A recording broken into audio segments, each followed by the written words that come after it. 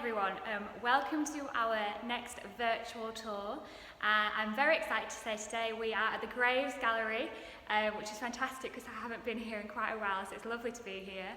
And while we are doing some really essential maintenance work at the gallery and renovating different parts of it, we are taking this opportunity to have a little tour of the portraits gallery in the collection.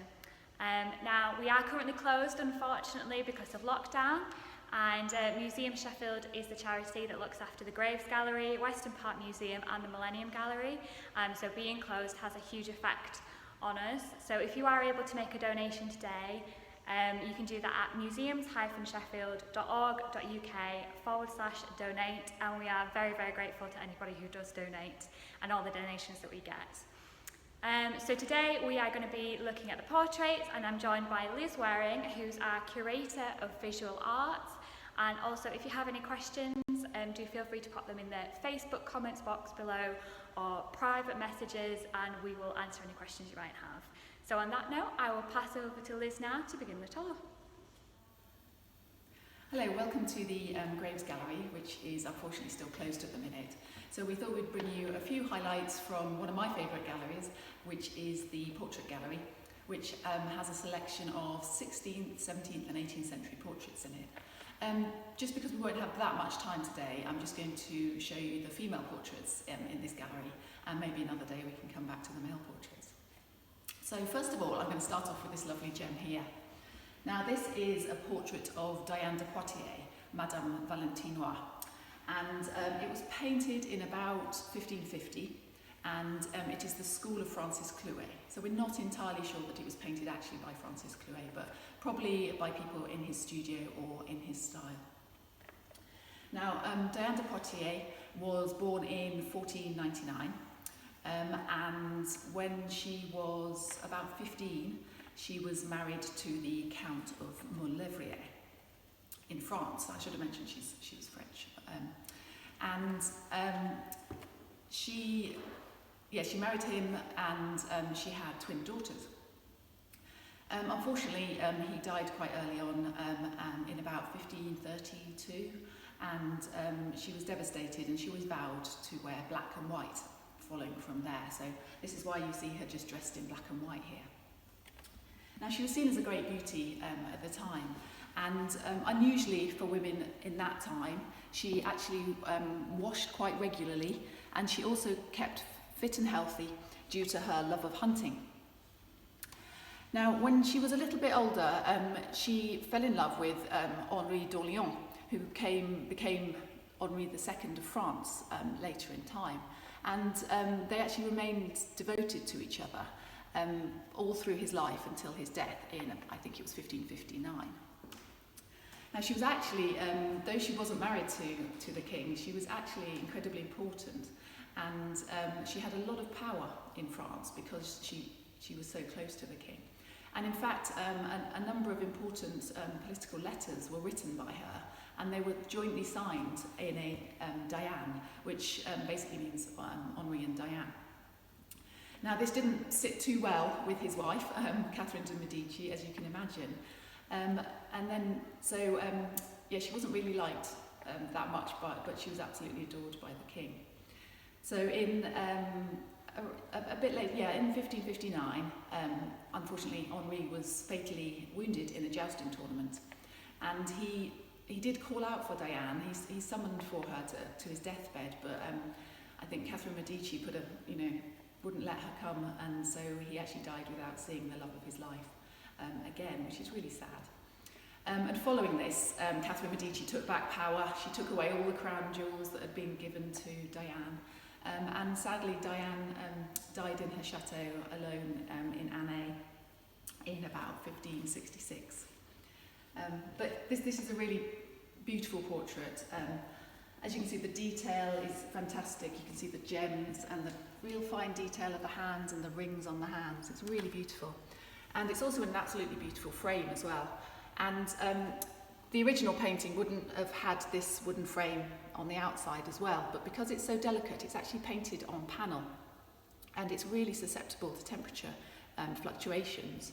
So it's been put in this glass, or effectively a glass box that keeps it safe, and it has its own little micro climate, as it were, microenvironment in there that keeps it safe and stops the wood moving, contracting or expanding with different temperatures, so it remains safe in there. Now I'm going to move on to another royal mistress, but that shouldn't be what defines her, I always say. So this is Lady Denham, Margaret Brooke, who was in the court of Charles II, and it was painted by Peter Lely in about 1664, 1665. Now Peter Lely was a well-known court artist at the time for Charles II, and he's really well known for painting the Windsor Beauties. Now Margaret Brooke does feature in the Windsor Beauty series, which is now situated in Hampton Court, but this is not one of that series, but it's very similar in style and very similar in technique. The way she sits forward in the picture plane, she always feels like she's in the room with you. Now, Lady Denham married, at about aged 18, she married Sir John Denham, who was a poet and also he was the Surveyor General to the Crown. Now, he was actually 30 years older than Lady Denham, and he was known as an old limping man. So I feel a bit sorry for her, but I think she had quite an exciting court life. Now a bit later on, she actually became mistress to James, Duke of York, who then later became King James II. Now there's actually, Samuel Pepys, the famous diarist, actually wrote about this sort of affair and this intrigue in the court at the time. And I'm just going to read a quick quote from his diary. So September 26th, the 26th of September 1666. Here I had the hap to see my Lady Denham, and at night went into the dining room and saw several fine ladies, among others Castlemaine, but chiefly Denham again. And the Duke of York taking her aside and talking to her in all the sight of the world, all alone, which was strange, and what also I did not like. Here I met with good Mr. Evelyn, who cries out against it, and calls it bickering, for the Duke of York talks to her a little, and then goes away, and then he follows her again like a dog. So it was quite a public affair by the sounds of it, and poor old John Denham obviously wasn't very happy about this and couldn't avoid that everyone knew about it. And apparently he had a temporary bout of madness. It drove him to madness, this affair that was going on. But aged at about, when Lady Denham was aged about 20, she actually, unfortunately, she died. And it was suspected that she was poisoned by putting poison in a cup of hot chocolate. And some people believe it was her husband that poisoned her due to his jealousy. Others believe it might have been the sister of James II's wife. So they believe it might have been Henrietta Hyde. But no one really knows. And again, this intrigue is documented by Pepys. So on the 7th of January 1667, at noon, I with my Lord Brunker by coach as far as the Temple. In the way, he telling me that my Lady Denham is at last dead. Some suspect her poisoned, but it will be best known when her body is opened, which will be today, she dying yesterday morning. The Duke of York is troubled for her. He had declared he will never have another public mistress again, which I shall be glad of, and would the king would do the like. Now this death, despite her affair, Lady Denham, Margaret Brooke, was very popular amongst the public, and they actually threatened violence to John Denham because they believed he'd killed her. But he soon subdued her by applying tons of wine at her funeral, at her public funeral, so I think he was kind of forgiven a bit after that. This is quite an interesting portrait. It shows the wealth of Lady Denham, but it's also the way she's dressed is a style that's, and also, you know, the way she's presented is influenced by Van Dyck, who was the court portrait before Peter Lely. And Van Dyck actually developed this style of dress. This isn't exactly what they would have been wearing at the time. It would have been a similar shape and a similar style, because basically what Van Dyck did was simplify the costume. And he removed certain elements, so they would have probably worn a lace kerchief to cover their chest, and they would have been, and you know, if they went out every day, they would have had longer sleeves, gloves to cover the arms. So this is actually quite a state of undress compared to what they would have normally worn. And it kind of seems to have suited the kind of court of Charles II. People say that these women were lazily draped across chairs, and it kind of has this sort of sex appeal about it, which kind of represents what people believe the court of Charles II was like. But it also has kind of a few hidden meanings, which is quite interesting. So, unlike Diane, who behind me, a lot of the people at this time didn't wash very regularly. Certainly not in the way we wash every day. They might have washed, every few weeks or so. And to avoid being too dirty or, getting too smelly, both men and women used to wear a kind of T-shaped garment, linen chemise, underneath their clothes. And you can actually see the edges of this, the white areas and the white along here, the edges of these linen chemises. Now these also could sort of denote your status. So because even though people from the poorest parts of society right up to the richest parts of society wore these outfits, the fact was the poorer ones couldn't have as many as the rich ones, the rich people. But also they didn't necessarily have the facilities to wash them. Now the fact that this linen is white and it's clean, it shows that A, she's got people who can wash her linen for her, she can change it regularly. And B, that she had enough money to buy a number of them so she could change them regularly. So it kind of has a bit of hidden meaning in there. And the reason they wore linen was it was supposed to soak up all the impurities and dirt that they didn't remove by washing. So it was used for quite a while, I think.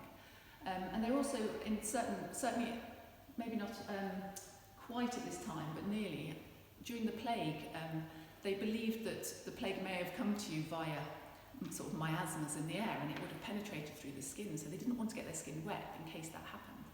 So there was a lot of different beliefs about how disease can be passed on.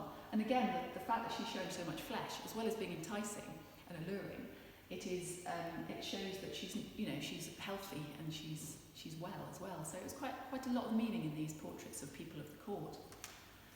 She's the standard beauty of the time. So this look was kind of Layli's renowned for using the look of Lady Castlemaine, who was one of King Charles II's mistresses at the time, with the sort of, sleepy-looking eyes, the straight nose, the slightly fleshy chin, and the red lips. So this was a standard type of beauty at the time. And the kind of idea of courtly beauty was all linked with power, so there's a lot of meaning within this kind of one portrait. And obviously the rich fabric, and the jewels also denotes her status. So she was quite an important lady at the time, and especially to have a portrait painted by Lady.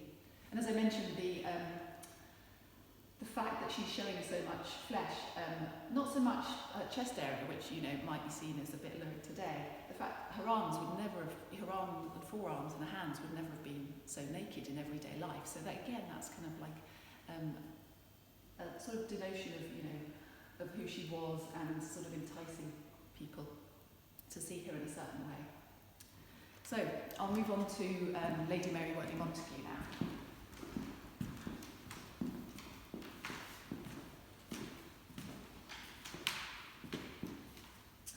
So this is Lady Mary Wortley Montagu, and this portrait's actually a bit later than the others, and it was painted in about 1718 by Jonathan Richardson.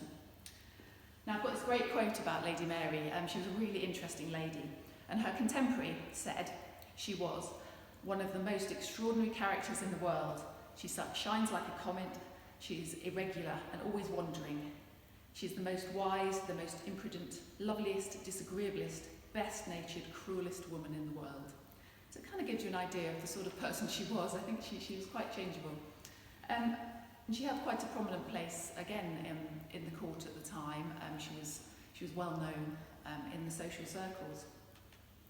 So she was born in 1689, and she was the eldest daughter of Evelyn Pierpoint. Now, unfortunately, her mother died quite early on, so she was brought up by her father at Thoresby Hall in Nottinghamshire.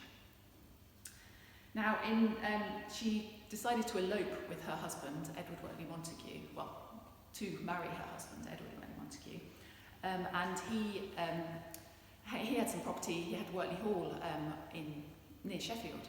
So this is why this painting actually came to us, because of the connections with Wortley Hall. Now he was the British ambassador in Turkey, and this portrait actually shows Lady Mary Montagu in front of Constantinople, which is now known as Istanbul, wearing Turkish costume. And it was while she was in Turkey that she actually came across the inoculation against smallpox. Now, Lady Mary had had smallpox herself, and her brother had actually died of it. So, not that you can see from portraits of her, but she was actually very badly scarred by this disease. And it actually affected her eyesight as well, and her eyes. So when she heard about the fact that you could inoculate people against it, she was adamant that she would get her children inoculated. And in fact, just across the way there is her son, Edward Wortley Montagu, who was one of the first, I guess, British people to be inoculated against smallpox. And in fact, when she came back to Britain, she encouraged quite prominent people to get their children inoculated. So like Princess Caroline of Wales, she managed to persuade her to get her children inoculated as well. So it's really important. Now this Turkish costume that she adopted almost actually became quite a popular fashion statement at the time, and you'll see many other portraits of this period that women are wearing this Turkish costume. But for her, it also was quite useful because when she went out in public, it meant that she could wear a veil that covered her scars from the smallpox. So she was quite an intelligent and witty lady, as you can tell from the quote I read out earlier, and she was quite prominent in the social and literary worlds. She wrote letters, she wrote poetry and prose, and she was quite friendly with the poet Alexander Pope, and in fact had quite public arguments with him as well. But she's best known for her Turkish embassy letters that she wrote when she returned to Britain. And she actually ended up leaving her husband. They had inconsolable differences, so she actually left him and she went to live in Italy for pretty much the rest of her life. She did pop back to England towards the end of her life, where she sadly died of breast cancer in 1762. And this is understandably quite a popular painting within the collection, particularly due to her connections with Sheffield. So I'm just going to move on now to this painting here. Now, this is a painting of Vrouw Johanna de Witt, and it was painted in 1638 by the artist Van Meervelt. Now, Johanna de Witt is actually a Dutch lady. She was the eldest sister of Maria, but more notably Johann and Cornelius de Witt. Now, these two brothers were instrumental in trying to stop William II of Orange, William III of Orange, trying to take power as the stadtholder of the United Provinces, which was a really powerful position. And after his father, William II, had died, he was due to take over, but this lady's brothers tried to stop that. And Johann was in fact what was known as the Raad Pensionaris, so he was the chairman of one of the states of Holland, one of the provinces of, the province of Holland in the Netherlands. And as this was the biggest province at the time, he was effectively in control of the United Provinces. However, following a pro-French and also therefore pro-Catholic policy, the Orangists decided to assassinate him. And he and his brother were on their way to be hung, and they were actually killed and mutilated by a marauding mob of people who were against these people who wanted William of Orange to be in charge. So this portrait, there's a little inscription just over here, and it says she's aged 20 when this was painted, and this would have been about 34 years before her brother were actually killed. You can see she's wearing slightly more sombre colours than maybe Lady Denham or even Lady Mary Wortley Montagu, but she, which kind of shows it's kind of her Puritan side, her Protestant side, so they want, darker colours. But the fact that she's wearing black actually was seen as a really special colour. It's seen as a sort of a fancy colour to wear. So they often only wore them for special occasions, maybe having a portrait painted, or on a Sunday, it was your Sunday best almost. But as you can see, if you look closely, if you're able to see the detail, it's this really beautiful textured silk, black silk. And then the fact that she's wearing all this lace as well showed her status and how rich she was, because lace was very expensive at the time. She's also wearing beautiful jewellery, which also shows her status. And she's actually set against quite a plain background, which was not usual certainly for English portraits at the time, which often had, as you've seen in the other portraits, landscapes in the background, or architecture, or maybe cloth in the background. So it's quite a plain background. But there's also portraits of her mother and father, Jacob and Anna, at the Dulwich Picture Gallery, painted actually a year after this by artist Geraint van Honthurst, so painted in 1639. And they're dressed very similarly, and they've got even more of even plainer background behind them, so perhaps it was the style that they wanted to be shown. So she's quite an interesting lady. I forgot to say she actually had 8 children, which might explain the expression on her face. So moving on to this last portrait here. This is a portrait of Lady Coventry by Cornelius Johnson, and it's painted in about 1635. Now, Elizabeth, Lady Coventry, first married a man called William Pitchforth, but then sadly she was widowed. And then she secondly married Thomas, the first Baron of Coventry. And this is why she's depicted here as Lady Coventry. She also had 8 children. Produced quite a few in those days. So Baron Coventry was a really important man in the court of Charles II. And he was a lawyer, he was a member of Parliament, and he was later Attorney General and also the Lord Keeper of the Great Seal, which was a really important position in the court, which meant that he basically, any royal proclamations that the king made, he had to enforce, basically.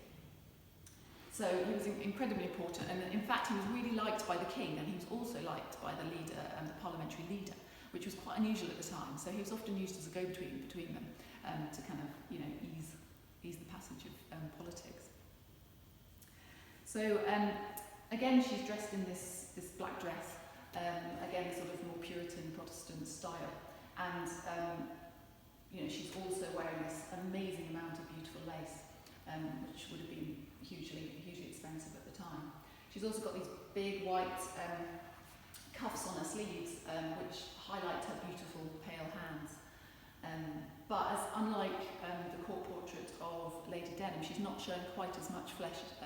So she's probably a bit older in years, but she's got quite an important position as wife of Baron Coventry. So she's sort of slightly more, less overtly dressed, put it that way. Again, she's wearing black, so that would have been a really important, status at the time. So black silk. So she was wearing her best for this portrait. And here in the background, you can see a view to the landscape. We're not sure where that is, but possibly a landscape, a real landscape, or maybe even an imagined one. And also behind her is this big cloth. Now, in much earlier paintings, maybe even paintings of Virgin and Child, you often had a cloth behind maybe the throne that the Virgin was sitting on, and this was an altar cloth, and it kind of showed the status of the Virgin and the Child as being an important status, and these were then used often in portraits of kings maybe, or important people, to kind of again use that enhancing status to show that the person depicted was important.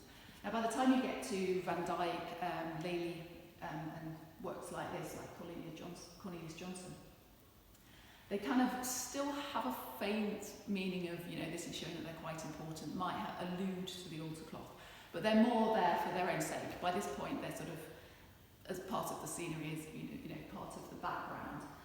It was also an opportunity to show that they could, the sort of drapery artist could paint beautiful materials as well. But it does still have that element of, this is an important person that has this cloth in the background. But quite amusingly, Van Dyck and others sometimes just hung a bit of cloth on a random tree in the back of portraits that were actually painted all outside. So it just became a feature of this type of portraiture. Now, this painting is actually a pendant portrait to her husband. So they were painted at the same time by the same artist, but Baron Coventry, in fact, resides in the National Portrait Gallery, and Lady Coventry resides here. So in 1970, when these works were up for sale, National Portrait Gallery bought Baron Coventry, and then we purchased this one. And I think they have been reunited. They were together for over 300 years, and then they were separated. They have been reunited once, I think. So I would love to see them back together. Even just for a while, so they could hang together as they were meant to, and in marriage as well. So I hope that's given you a little bit of information, a bit of an insight into some of the characters that we have in this gallery. Some really interesting people. And if you do have any questions, do let me know and I'll try and answer them. Hi everyone, well I hope you enjoyed that tour. I think that was really interesting. There's some fascinating characters in that gallery, some great stories to tell there. So Liz has just finished the tour and she's just about to come back and answer a few questions that we've come back. So thanks Liz for that tour, that was fantastic. So we've got a couple of questions. Would the sitters have had to sit to be painted for the whole time? It looks like these paintings might have taken a while. Well, they certainly sat for a number of sittings quite often, so they would have potentially either gone to the studio of the artist, which was most common. But if they were royalty or they were slightly more important, the artist would have possibly come to see them. They probably wouldn't have sat for a huge amount of time, so the artist would have probably just quickly sketched their face and their hands, because that was seen as the most important aspect of them. So they might have had a couple of sittings, but it is recorded that busy studios like Godfrey Kneller and Peter Lely had maybe sort of 5 or 6 sittings of people a day, so you can imagine how quickly they would have had to work. And then when they actually painted the portraits, the key artists, so Peter Lely himself, would have probably again just painted the hands and the face, the most important parts of the portrait, and the rest would have been painted with by assistants in the studio. So there were drapery assistants or landscape painters who assisted as well. Occasionally the main artist did paint all of the painting, and I believe the Windsor Beauties have now been recognised that they were painted by Lely in total, but often some of the men that he painted, he certainly only did the hands and the faces. So it's quite interesting. So yeah, so they wouldn't have had to sit for hours. They would have mainly had sketches taken, and then the rest would have been filled in later. Do you know if the sitters were happy with their portraits? I have read instances where they weren't happy, and they mentioned, say, maybe to a friend in a letter, that they went to see how their portrait was getting on, and they weren't very happy with it, and it wasn't like them, or it made them look worse in some occasions. However, often the portraits, and certainly with the Windsor Beauties and people painted by Lely, they were often, in fact, Samuel Pepys commented that they were good but not like the people that they were representing. So I think the women potentially would have been happy that they were part of this kind of standard, this beauty standard, that the courtly beauty, so that it meant that they were part of a particular group and a part of a particular image because they looked in a particular way. So I think they would have been happy to be part of that, even if they might not have been totally happy with exactly what they looked like. Fair enough. And this was more of a comment than a question, but I think it's quite interesting. It's interesting how our idea of beauty has changed. Yeah, I mean, it certainly has. There's still, the idea that youth is beautiful, and I mean, some of the main features are there. So the eyes and the strong features were seen as beautiful, and also, certain types of hair and things like that. However, what I do find interesting is that often women were painted for their beauty, their looks, and presented in a certain way, whereas often the male portraits were for how successful they'd been, their endeavours. So they maybe would have been painted as an admiral, or it refers to their life and their work as opposed to just what they looked like. And I think that's quite significant at that time, that women were seen for their beauty, whereas men were seen for the deeds that they had actually done. So it's quite interesting. But yeah, beauty, it certainly changes over time, particularly with the portraits that I talked about of Johanna de Witt. To us, she may not seem remotely beautiful at all, but she was depicted in a way that represented, her assets, her money, her wealth, and I think that would have been important to her. So. Fantastic, thank you so much. That was really interesting. So that concludes our tour today. Thank you everybody for watching, and keep an eye on our Facebook page and on our website see all our other tours and talks and behind the scenes things we've got coming up. Thank you.